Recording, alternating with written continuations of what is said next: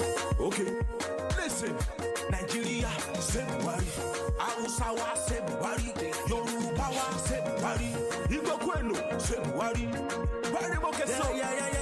Buhari is the Mandela of Nigeria. Okay.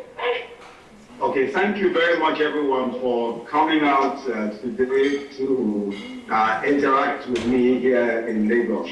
I'm extremely humbled by this whole, even your coming out at all, because I never thought there were so many people interested in goings on in Nigeria. I even see that you have some posters out there, and that is absolutely incredible. Some of these posters look a bit better than some of the stuff that we have.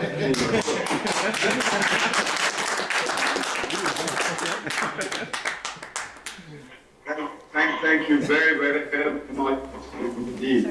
I want to just, as quickly as possible, so that there'll be enough time to ask questions. I want to just say that the elections of February 14th, 2015 will be a defining one for our country. There's no question at all that this is possibly the most important election in the country's history. As you know, for the first time, there is a real opposition, and the opposition is strong enough to win the elections. And that is a rarity in Nigerian politics.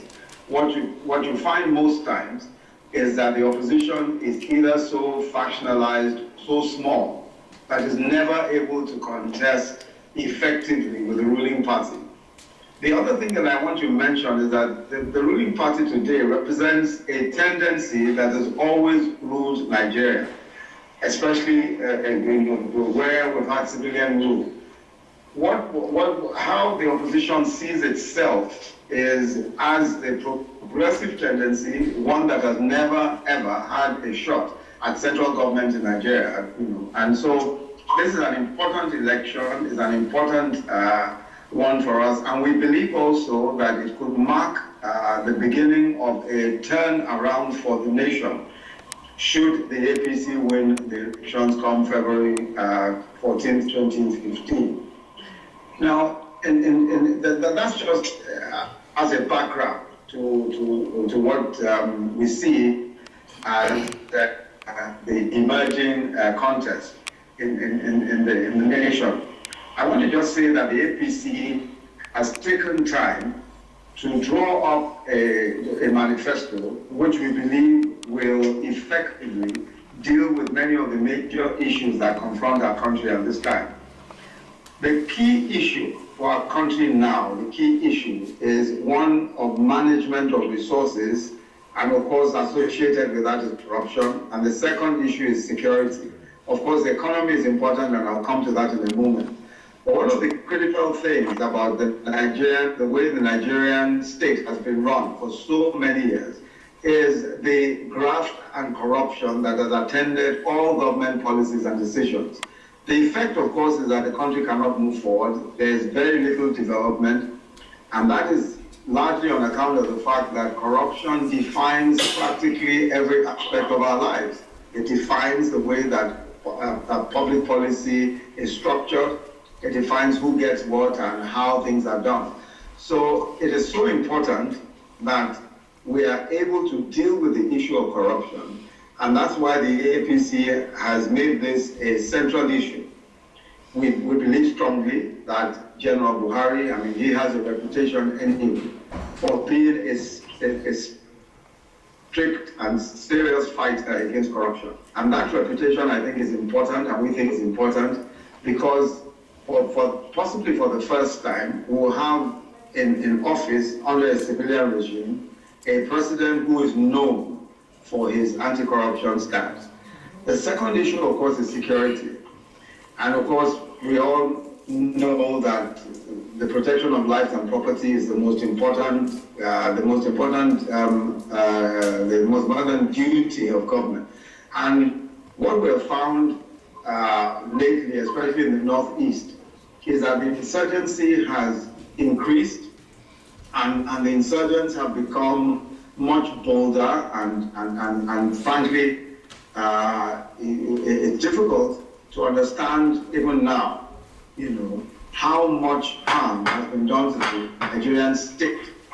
It is clear that there is a problem with just maintaining security, especially in the Northeast. And the tendency when these things happen is that it could spread. It could spread across the country. And so we're very concerned about the issue of security. And it's also one of the very serious issues on our agenda to ensure that we deal with the issue of security. Now, how do we deal with security? The first thing that we have identified is that you need to have a commander-in-chief who is leading from the front. A commander-in-chief who understands what the issues are and he leads from the front. At the moment, unfortunately, we do not have that. The commander-in-chief has not been leading from the front. He has not, for example, he has not even as of now visited many of the places where the insurgency has arisen, including Chibok, where the 200 girls were taken from. And we think that the commander-in-chief must inspire confidence. He must lead from the front. He must be seen as the symbol of the country's fight against insurgency. That's one. The second issue is that we need to equip the military. So far, we're told that over 4 trillion naira has been spent on defense, and that's a substantial amount of money. And we think that it's not reflected in the equipment of the police, it's not in the equipment of the army, and it's not reflected in the way that the soldiers are treated. So we think that we need to equip the military properly. We need to take that issue seriously, because a lot of the demotivation that we see in the military is on account of the fact that they are not well equipped and they don't feel that they are adequately supported to fight the insurgency. The third point is that Boko Haram has continued to increase in number. Their numbers appear to increase. And the reason is that in the north of Nigeria, as is the case in many other parts of the country, most young people do not have a stake in society. They are desperately poor. I mean, we know, of course, from the figures, that over 110 million Nigerians are extremely poor. A substantial percentage of that number come from the north, and especially the northeast. So what Boko Haram offers these young men is an opportunity to go into towns and cities to loot and also to take women, and whatever they take is theirs. For young men and women, for young men who have no stake in society, that is a good offer indeed. And that's why the number continues to increase. So we think that it's important that that we're able to give these young people an alternative. We're able to give them an alternative, we're able to employ, we're able to give them jobs, we're able to give them resources, and we're able to get them back to school, those who need to go back to school. We think that that's an important thing, because otherwise the number of the disaffected who will join the Boko Haram will continue to increase. And that itself comes back to a priority issue with us. Of course, I've said management of resources, corruption, and all of that, and security. But in terms of the economy and the well-being of our people, as I've gone out on the streets and spoken to people, and even before then, it's apparent that the cry of every young Nigerian is jobs, jobs, jobs. Every young Nigerian is they're just crying out. 80% of Nigerian graduates cannot find work. Over 40% of those who are not necessarily graduate, but who are out of school, also cannot find jobs. So we have an emergency. We have an emergency out here in Nigeria, where most young people simply cannot find jobs. Now we've got to understand that is against a background of a society that offers no social security whatsoever. So it's free fall. If you don't have a job, you're in trouble. You cannot pay, you can't pay medical bills, you can't educate yourself, and in many cases they can't even feed. They can't even find money to eat. So we're in a situation where very many young men and women simply do not have any kind of resources to speak of and are desperate. And that's why, the rise in violence, even in the Niger Delta, we found that was exactly the same situation, and that also fueled the militancy in the Niger Delta. So with jobs are important. We must create jobs. We must enable the environment so that there will be jobs. Now, how do we intend to go about that? The first is that we believe that because we have an emergency, we must ensure that there are some government-created jobs. We must simply, by way of a first step, create some jobs directly.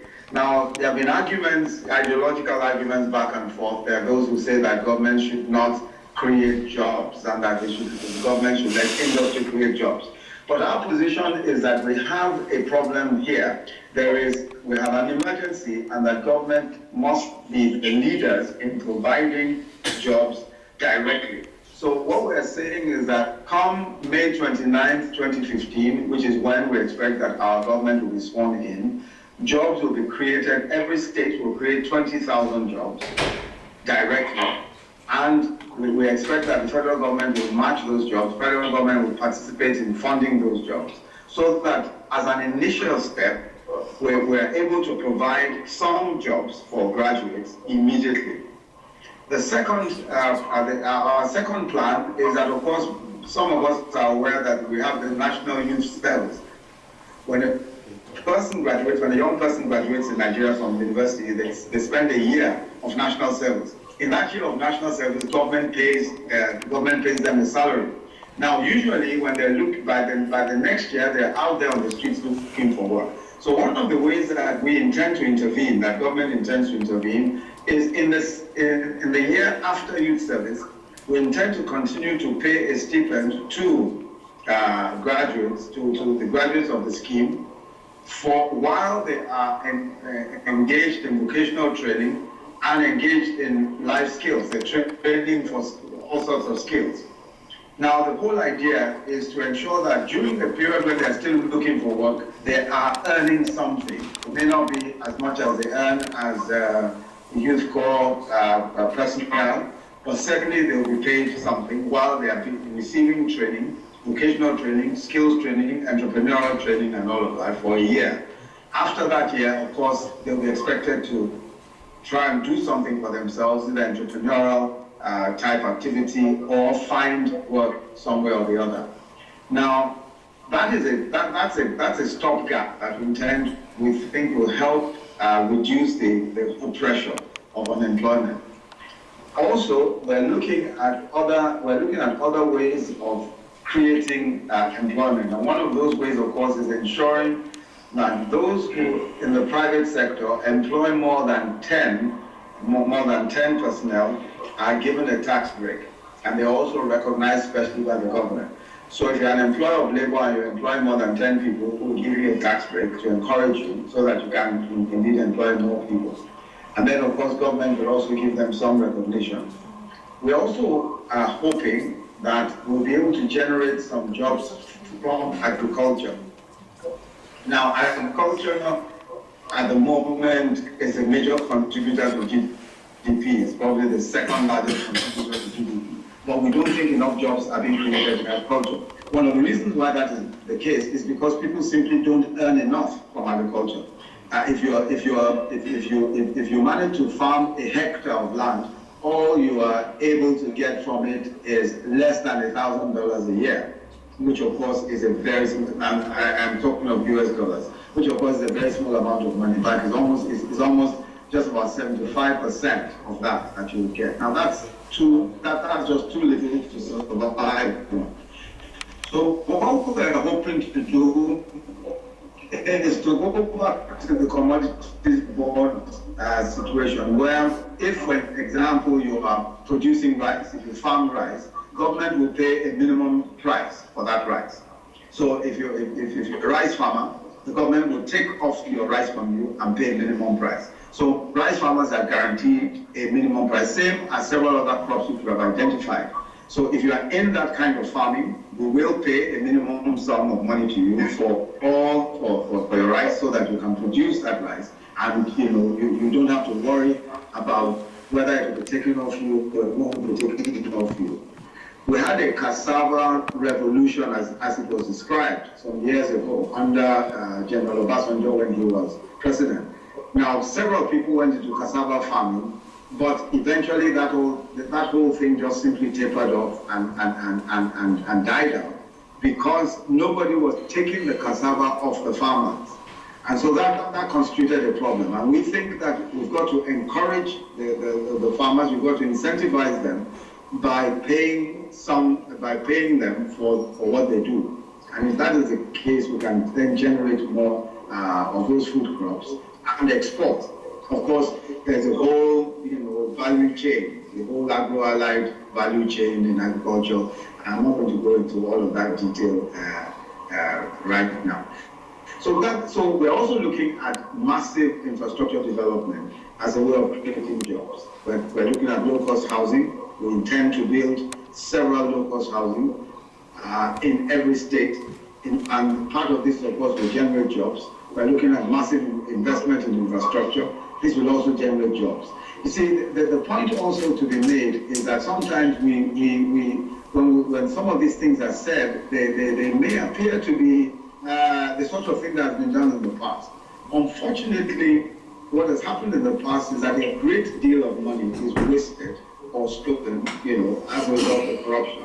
So you find that there are projects that governments have said they've done, but in the end, you simply don't find anything there, or those projects are abandoned.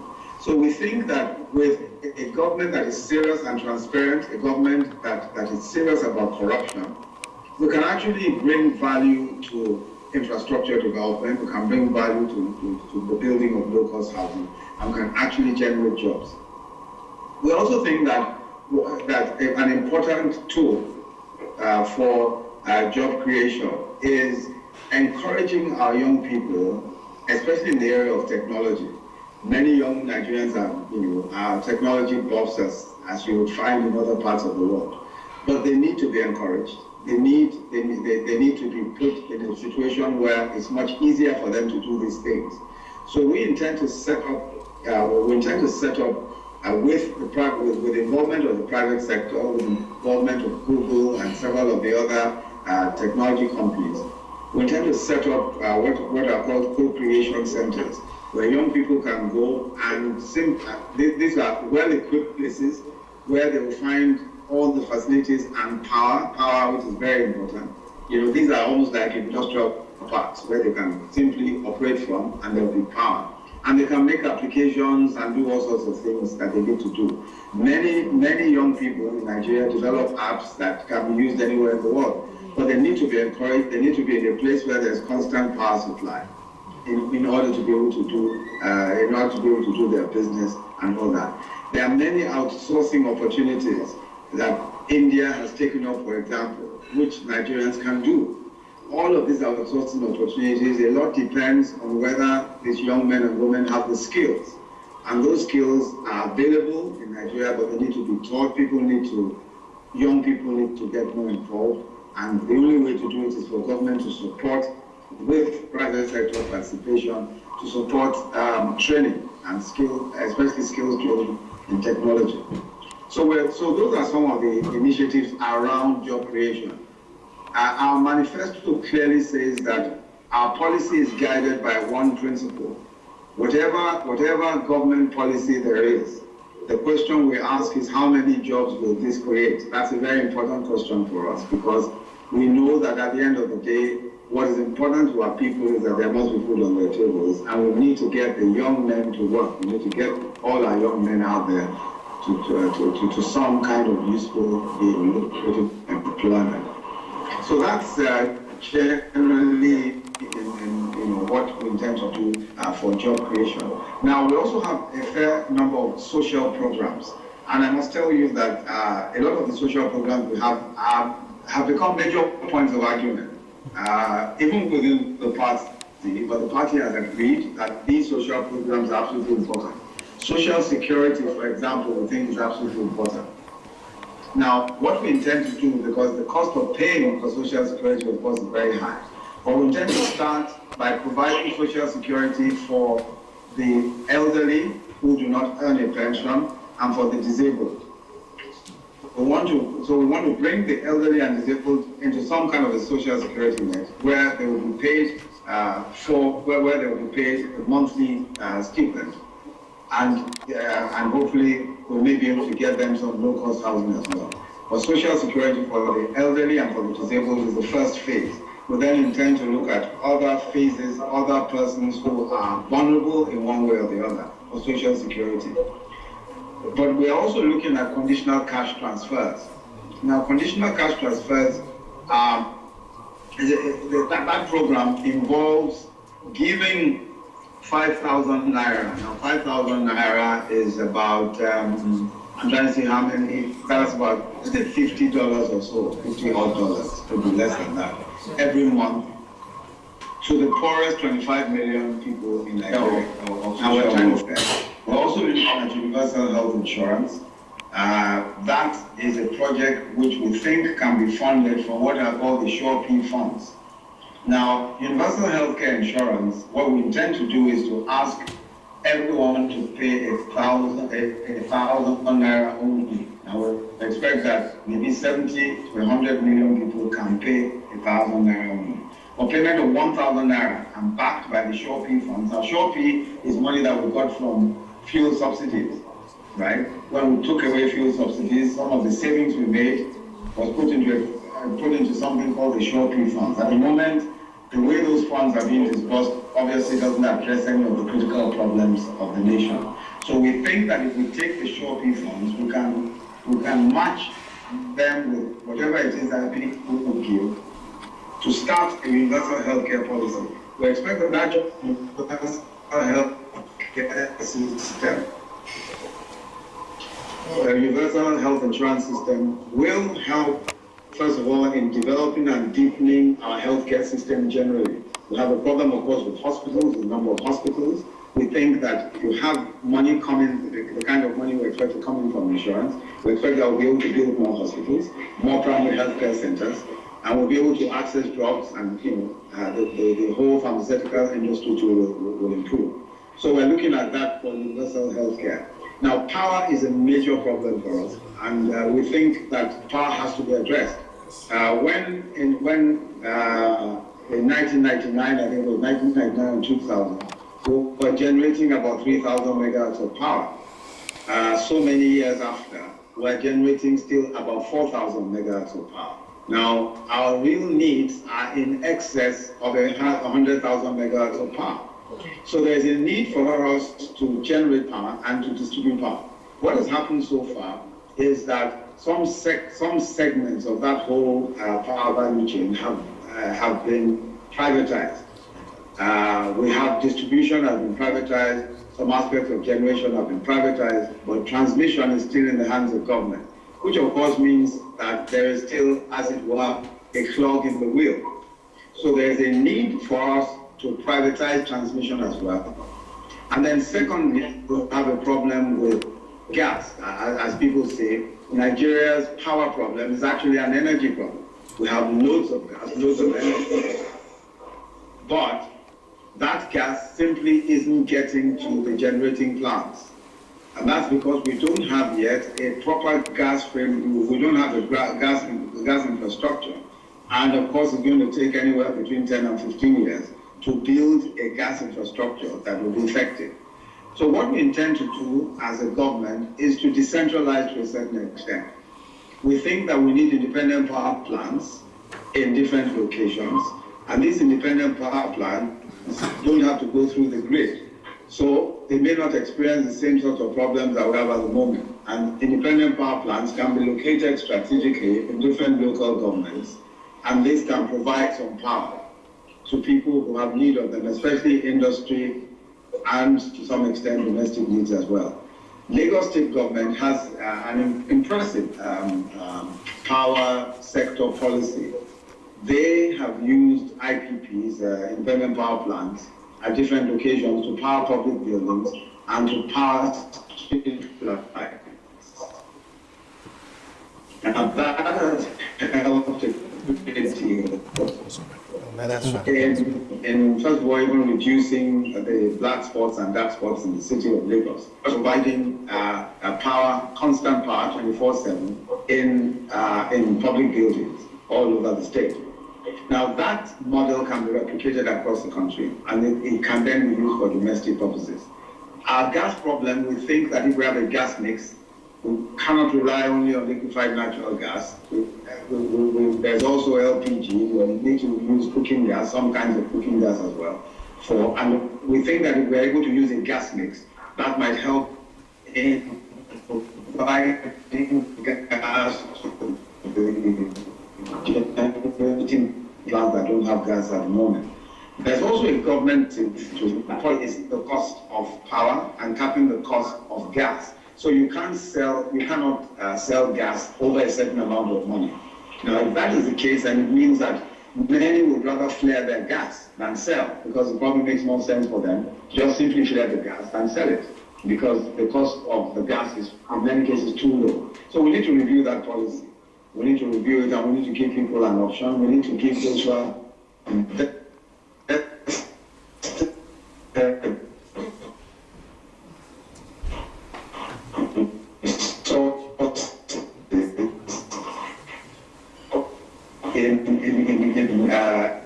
in oil and a few other things. I will go on for too long, so that you will get a chance to ask questions, and perhaps you can then talk about some of those policies as you ask the questions. Thank you very much.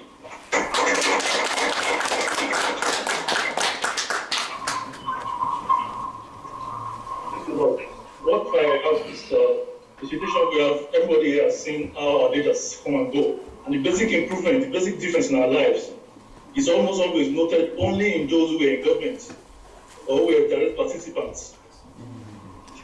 The question is simple. What specific plans do you really have that will benefit a vast majority of our people? Those who are direct participants.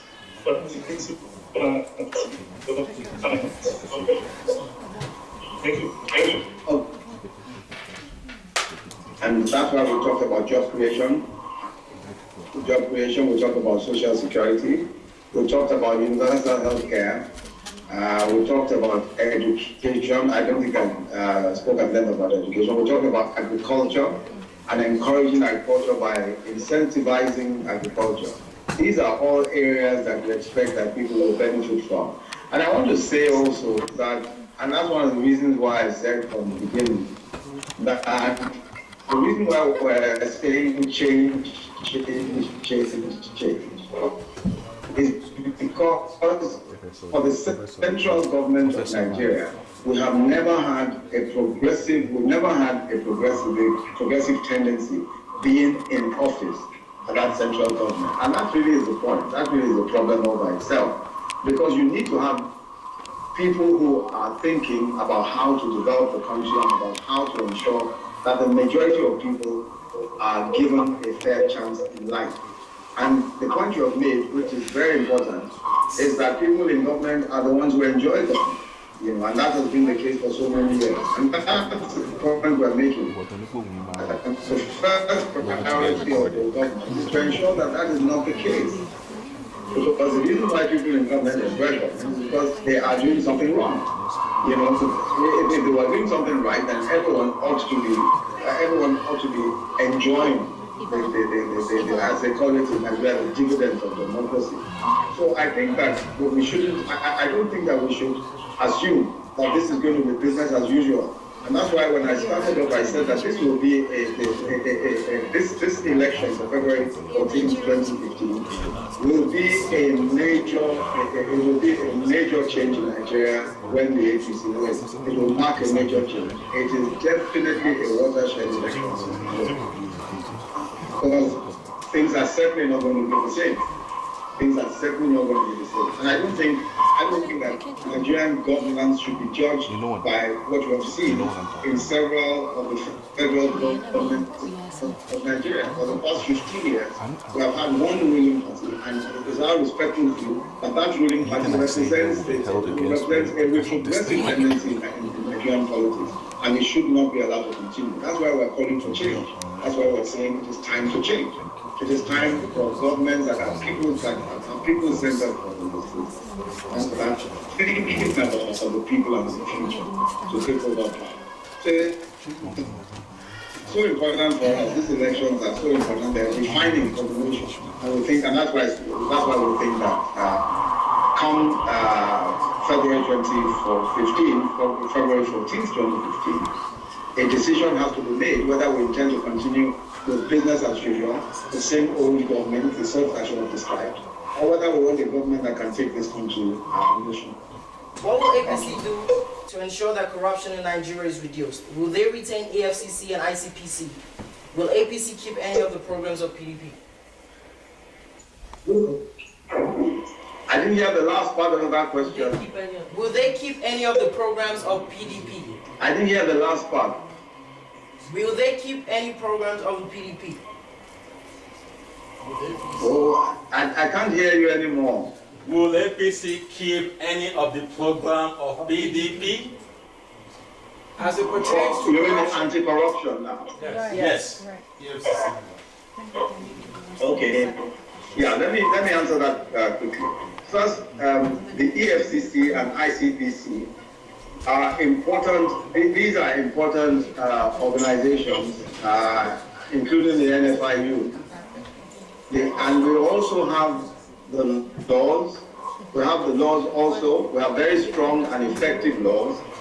The EFCC Enabling Act, the ICPC Enabling Legislation, NFIU Enabling Legislation. There's no problem at all with the framework. There's no problem at all with the laws. The problem is the political will to fight corruption. It's the political will. So we of course intend to retain the institutions, but we intend to ensure that the institutions are independent and that they are allowed to fight corruption. We expect to put in charge of those institutions credible individuals who are backed by the federal government. And that is very important. No matter who is heading an institution, unless there is a political will to ensure that there is and that they are allowed to fight corruption, you may find that no matter how good the person is, corruption just remains and festers. So for us, we need to strengthen the institution, we need to strengthen the EFCC, strengthen the ICPC and the NFIU and all the other organs, and make sure that these institutions are allowed a free hand to fight corruption. And we will measure their performance. We'll measure their performance by what it is that they manage to do, what it is that they respect it. So I think the political will is the most important issue for us. And if the political will is there, as it will be, then we expect that corruption will be fought. The other thing that we intend to look at is the whole issue of the burden of proof of corruption. Today, the burden of proof of corruption is on the state. So if, for instance, I've been in office for 4 years as a president, and I own a private jet or 2 private jets, so long as you cannot find how I stole the money, the state cannot punish me. So we intend to look at that whole question of burden of proof. If you are supposed to be earning $5,000 a month, and then you go and buy yourself 2 private jets, then you are the one who has to explain to the state how you came about 2 private jets. So reversing the burden of proof is very important in facilitating the whole process of proving against public officials or other persons who steal the resources of the state. So we're going to be taking a look at that as well. That's one of the radical steps that we think may help in the prosecution of corruption. That's it. So we will work with the same institutions, but political will work with them. Thank you. Thank you, Professor. The next question will be from Winnipeg. And let me just quickly say that we'll just take 2 more questions from each location, and we'll round up this event. So the next question will be from Winnipeg, and I have here Mr. Wilson Akinwale.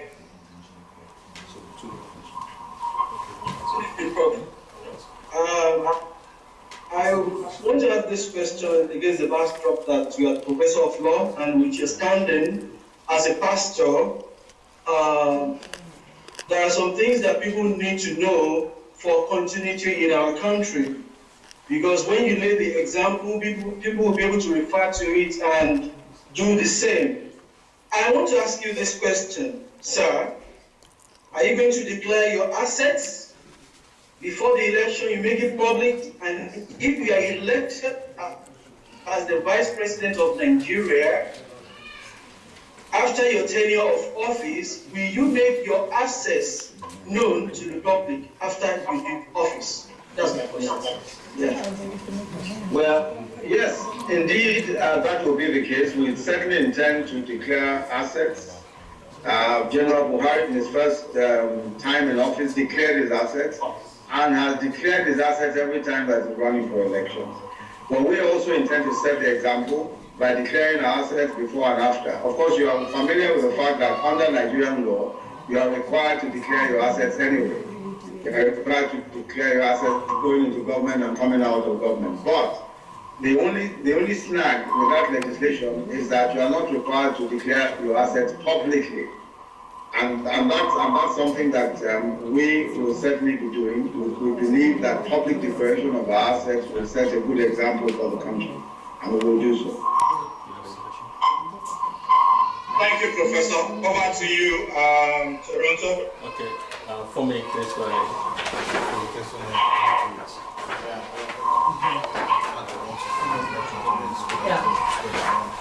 Good night, sir. My name is Prof Yemi Osinbajo, and everybody, good evening. What is APC's position regarding foreign policy and engaging the international community? I have two questions because a lot of women are being abused in Nigeria as well. So we want to know what APC is going to do to help women to be independent so that their husbands that are using them because they don't have their own job and they are the one that is feeding them will stop abusing them. I can't hear you anymore. Did you get my first question? Can you take the question again? I lost you looking at the point. Okay, my first question was, what is APC's position regarding foreign policy and engaging the international community? Then the second one is about women, the abuse of... Are you still getting it? They lost.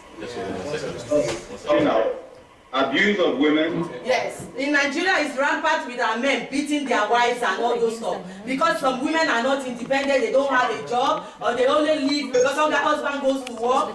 And even the one that are working, they are being abused as well. What are we going to do to these men to help them rehabilitate so they stop beating their wives and killing them?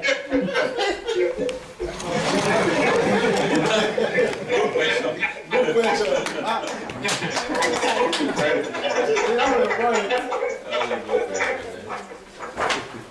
Well, foreign policy is a very broad, and we may not be able to speak extensively on it because of the time constraints.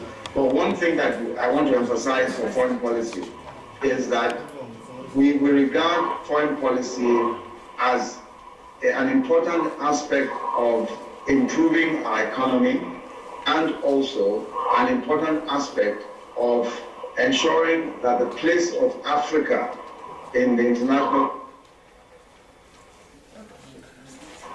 Now, our foreign policy will be driven by the need to ensure that our economy is strong.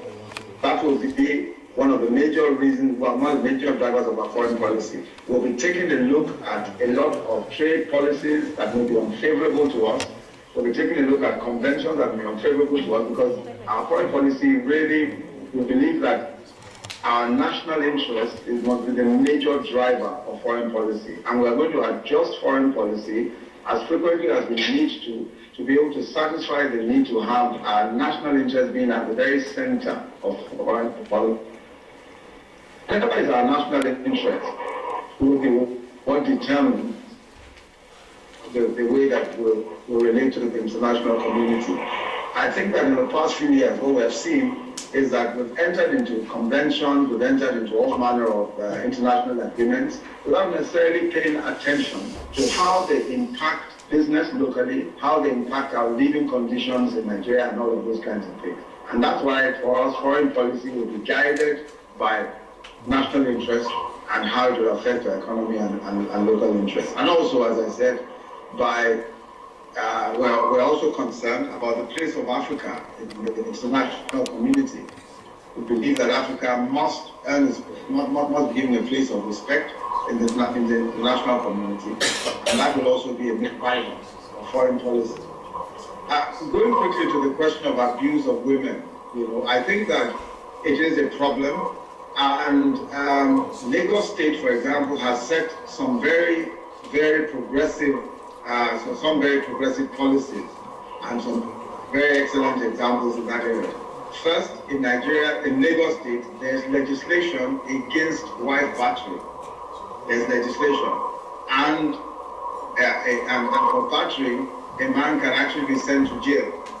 The other thing is that under Lagos State law, there is a family court. We now have family courts where, and I know several different cases where women have actually gone to court to prevent, there's situations where a husband, without divorcing his wife, is separated from his wife and wants to take the children by force, or abuses the woman and all that kind of thing. Family courts are not able to issue injunctions restraining a man from moving anywhere near his wife if his wife comes to court to say that she's been abused by him. So the family courts are very strong, and incidentally in Lagos State, 75% of judges are women. So that also empowers women who may feel threatened by battering or any such thing. Indeed, a lot of men are frightened of the family courts because they know, first of all, that the family courts take no nonsense, and generally speaking, men are also concerned about the sheer number of women in the judiciary in Lagos State. So you have very many people who are at the forefront of all of the agitation against wife battering, especially in Lagos State. Unfortunately, the rest of the country is very slow in coming to those standards that Lagos has. And it's especially so in very many of the rural areas. And of course, you find that there are all types of abuses. Abuse is not just wife battering, Of course, about female genital mutilation in some parts of the country and all that, and several other different forms of abuse. Even exposing young children to street trading and those kinds of things.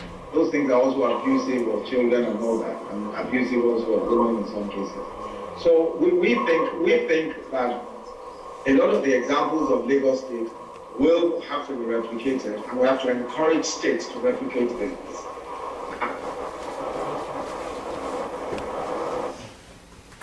Get that a lot of these issues are state issues. The whole question of wife battering, protection of women, criminal justice are state issues. So it's a state legislature, not the federal legislature, that would draw up those kinds of legislations. So we intend to support states that support these kinds of legislation and encourage states by drawing up a minimum standard that states ought to be able to conform with. So it's something that's really a front burner issue. And as you can imagine, most women are as passionate as yourself about how women are being treated. And I can tell you that we have no shortage whatsoever of very serious women activists who are complaining in the same way that you are complaining. And many men are joining in that struggle as well. Thank you. The people at home. To let them understand that the elections of February 2015 are defining for Nigeria, and that they must go out and vote, and that they must vote for change, and change its APC. We cannot afford to go on with a government that has been so badly discredited in every single facet. We must make that change come February 2015. And I hope that you'll be able to spread this message of change to all of those who are friends and family back home in Nigeria. And we are very expectant. We believe that that God Almighty is going to help us to take our country out of the current doldrums and bring it to a place where it will be respected in the community of nations, and Nigerians will be able to put food on their table and lead decent lives. Amen. Thank you very much. Together we can do it. Nigeria, February. Hausawa, February. Yoruba, February. Igbo Kwenu, February. Wari Mokeso. Wari is the Mandela of Nigeria.